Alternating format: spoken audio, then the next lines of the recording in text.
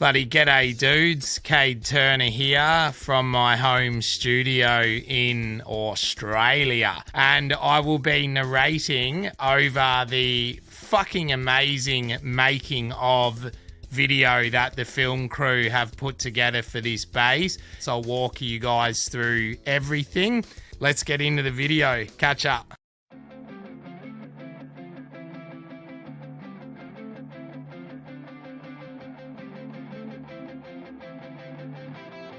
Doubt by Mammal is the song that you're hearing.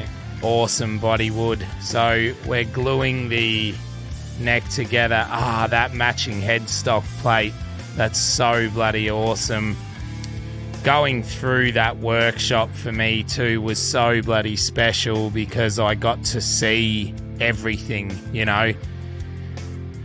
And our phone calls with Nico, it might have been 4 or 5. It wasn't too crazy because I knew the actual build design I wanted from my 2008 Corvette, but what I wanted specifically was a neck through, and they're a lot more expensive or they're a lot more work, you know, but I just wanted one to accompany my 2008. So now I have the 23 and the 08, and they're just both machines.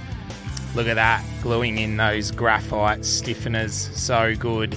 Now this fingerboard is so bloody, it's sexy and it's amazing, and I think I'd chosen a few others, and then it must have been a Saturday that I did a Skype call, a video call with Nico, and he took me out to, you know, on video to a pile that he had, and I'm like, absolutely, dude, that is the piece I wanted. So as soon as we worked out how to, which way to put it and where to sit it, that was locked in. And this was all done relatively easy via call and email, which is cool. Look at that, CNC. Yeah, 5-piece neck of Wengi, and Babinga with the laminate stripes. So that was a bit of extra work, but I thought we can't go this hard without having something, you know, absolutely amazing. So look at that headstock, the Warwick shape. All the bassists know them. When bassists see a Warwick, they just bloody know it's gonna sound good. Why did I choose that bodywood? It's dark, rich, fat and heavy. I love it. My thumbs are Babinga, you know, Babinga and Wengi to me is just amazing. It's just an amazing wood. To me, it represents Warwick and how Warwick sound, you know. That's the way I view a Warwick bass, a machine, a truck, an absolute truck. How cool is watching that CNC work? Like, it's like I haven't seen this video much, by the way. Oh wow, starting to take shape. Their workshop is just incredible. Now we're onto the sanding. I mean, it already looks good. It's not oiled, it's not fully shaped.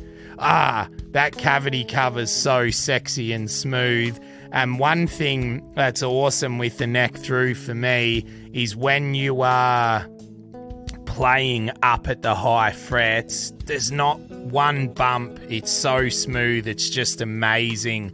All the frets are even. They play well. I mean, that fingerboard is just something that I stare at, you know. It's such a machine. This song you're listening to now was actually recorded with a Warwick thumb bass in 2014, would you believe? It's called E Melodic. It's an original of mine. I really love it. Here. So that curve between the last fret or the fingerboard into the body is something we discussed. That's something specifically I wanted. It might sound minor, but it's massive to me because when you're thumbing and doing what you're doing in that area, I love it visually, but more so physically. It has to sit and feel right. So I can't fault the team over this build of the bass. Every single thing, it was done perfectly. Look at that, gluing the bloody brass nut on and filing it down to perfection as they do there. So bloody good. Give it a bit of a shine. Bloody grouse. So the way that the neck runs through the headstock, the nut, the fingerboard, the finish, everything's Mickey Mouse. It's like glass.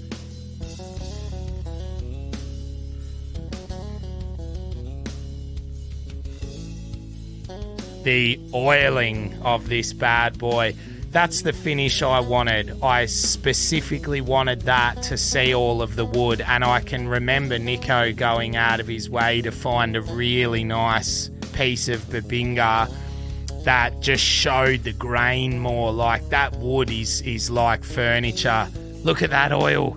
Oh, Jesus. It's so shiny. It's so sexy. My God. Oil on that wood, you know, and Babinga and Wengi together. Holy dooly. Now, that is an ebony board as well. They have that type in pale moon or black and white ebony, and they're really hard to find. That's why it was like winning the lotto, finding that fingerboard that was all usable with an even split down the middle. So that was really exciting. Oh, we're on to another funk song of mine off that same EP called G-Funk. And yeah, the thumb bass was used on that too. So moving on to the components now. Look at that CNC work. Everything is millimeter perfect, you know.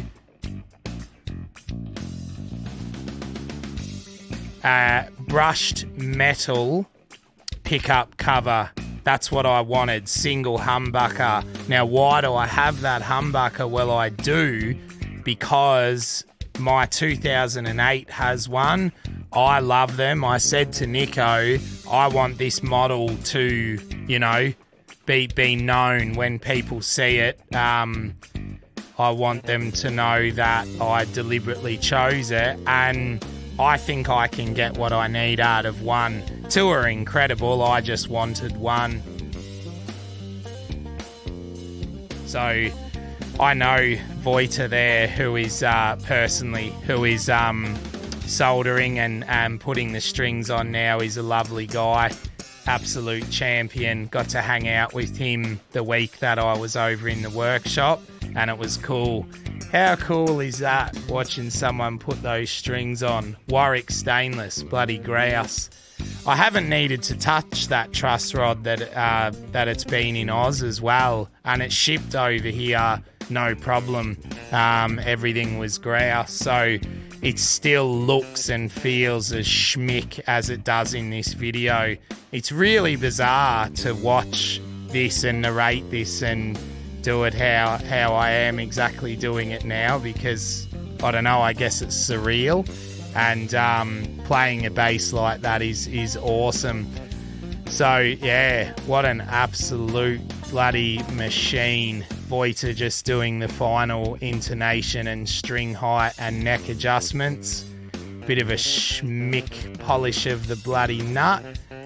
That truss rod cover being the same wood as the fingerboard, like, that attention to detail is just mega, you know.